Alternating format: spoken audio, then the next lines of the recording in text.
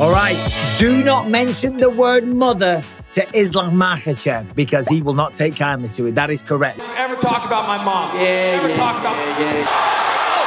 Things got a little heated today between the champion Islam Makhachev and, of course, Dustin Poirier, the title challenger, trying to become the undisputed champ for the third time. It was pretty cordial. Dustin looked kind of stressed. He looked kind of wound up. Dustin, why are you so nervous, man? Relax, enjoy, man. But he looked ready for action. He looked lean and mean. And on the flip side, Islam, he was cool as a cucumber. As always, he doesn't really lose his shit. Unless when you face up, right, Dustin Poirier mentions his mother. Except he didn't mention his mother. Dustin Poirier would never do that. He said, "You're going to sleep, motherfucker." In fact, here's exactly what he said. He said, Sleep cycle. You're gonna be diving for my legs, praying. You're gonna be diving for my legs. You're gonna be laying and praying. That's what you're gonna be doing. Thank you. Don't sleep like that.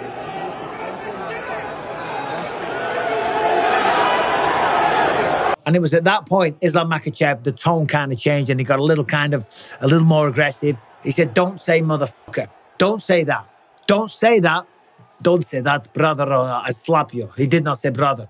Don't say that. Don't say that or I'll slap you. Right? Things changed. And maybe it was a little bit lost in translation. Okay? Maybe he thought he was talking about his mother. Maybe it doesn't translate well to Russian. I'm not sure of the facts. But when he said motherfucker to Islam, as I say, things got a little heated. Security had to step in. Steve, the big man from security, kind of grabbed hold of Dustin, expected something to go down. John Anik was there. He was ready. His eyes were popping out of his head. He was like ready to go. Oh, shit, here we go. It's going down early in New Jersey. But of course it didn't.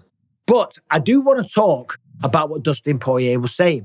I think Dustin Poirier is trying to set a trap for Islam Makhachev by constantly accusing him, "Hey, listen, you're going to be diving for my legs. You're going to be laying and praying." What Dustin is doing is using all of that experience that he has to try and play with the ego of Islam Makhachev, to try and get him to not shoot for the takedown, to try and get him to stand, to try and get him mad. When you're talking shit, when you're at the press conference, when you're doing interviews, it's psychological warfare. He needs to focus on having a fight with his tattoo artist for that abomination on his arm. Yes, you're trying to get them rattled. You're trying to get them off their game plan. You're trying to get them emotional. You're trying to get them mad.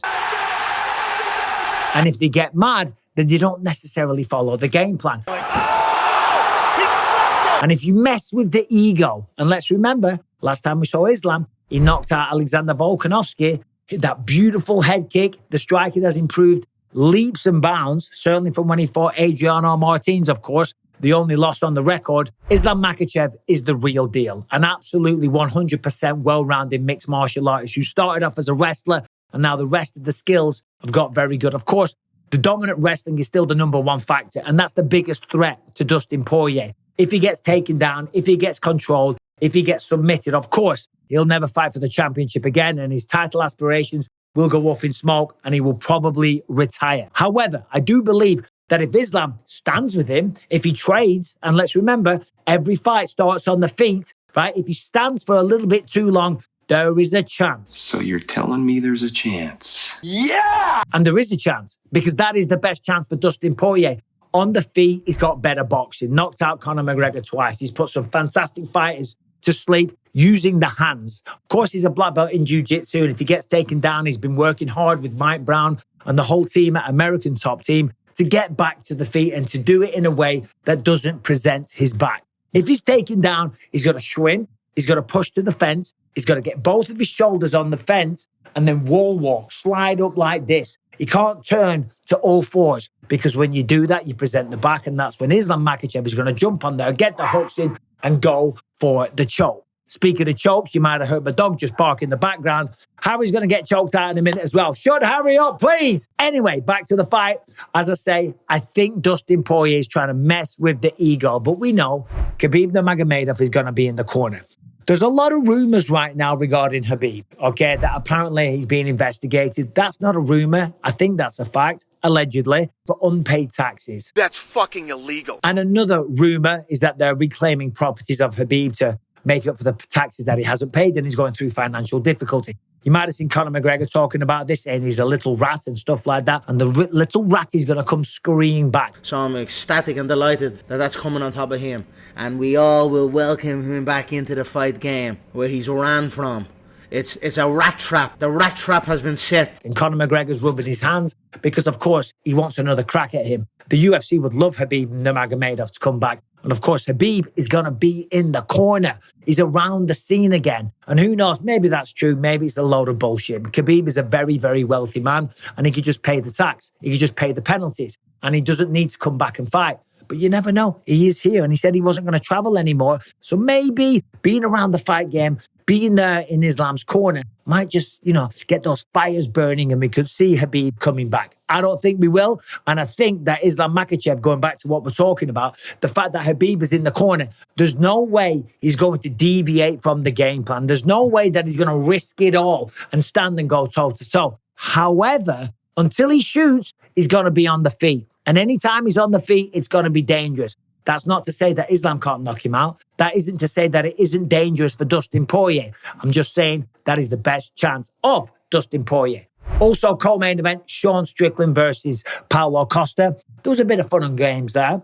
It was very nice and respectful. Yeah, there was shit talk. Yeah, Sean Strickland said, I'm going to bleed for this. We're going to fucking bleed for you guys. I'm going to bleed for you people. I'm going to entertain you all, and this is what I live for. I appreciate you guys.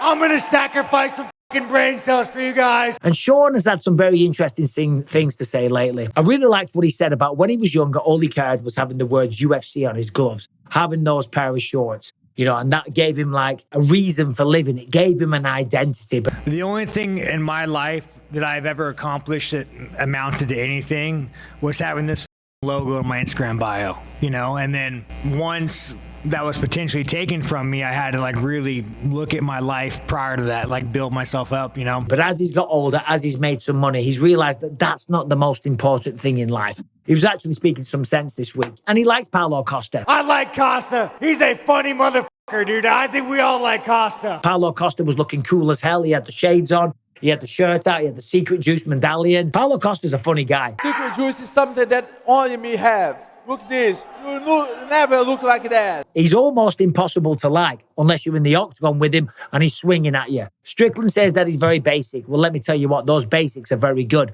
And when it comes to striking, I think Strickland's got the better boxing, certainly got the better jab, but Paulo Costa hits harder in my opinion, and he's a more diverse threat. The kicking game that he has, those high kicks that he was throwing at Robert Whittaker, that lead leg is fast, it's crisp, it's accurate, and it's very dangerous. Not to mention the spinning wheel kick that he almost knocked Whittaker out with at the end of round one. So Sean's got to watch that because he's been knocked out with that before. And of course, he has been knocked out by Alex Pereira kind of recently, just a few fights ago. So the press conference was great. I thought it did a good job. It sold the fight. It did what it was supposed to do. And of course, Sean's looking to get back to winning ways. He accused Justin Trudeau, the Prime Minister of Canada, of robbing him on the judges' scorecards. I went to fucking Canada and I got fucking robbed in that dirty fucking country. Not the people, but the government. It had nothing to do with him, and the judges were probably American, maybe one Canadian judge. And Strickland said, Paulo better pray that he gets lucky. And you better get fucking lucky, because I'm gonna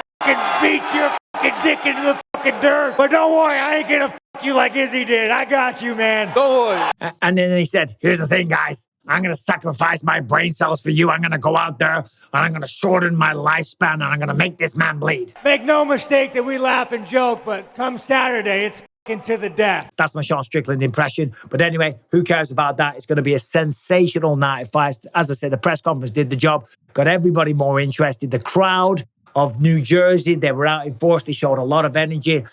Dustin Poirier went walking to Lafayette Street in New Jersey or New York. I'm not sure which one. He had a nice little posse of all the fans following him as well.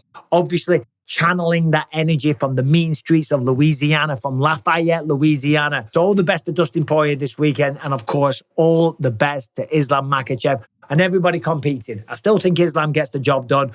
I'm a little less confident in Sean Strickland now, not because of anything he said, just because of how smooth and how cool, calm and collected that Paulo Costa was. And Paulo, as I said on the last video, the fact that he's fighting more frequently now, I do believe that will help him. But anyway, there's some more thoughts on UFC 302. Let me know what your thoughts are down there in the comment section. Subscribe and ring the bell. See you soon.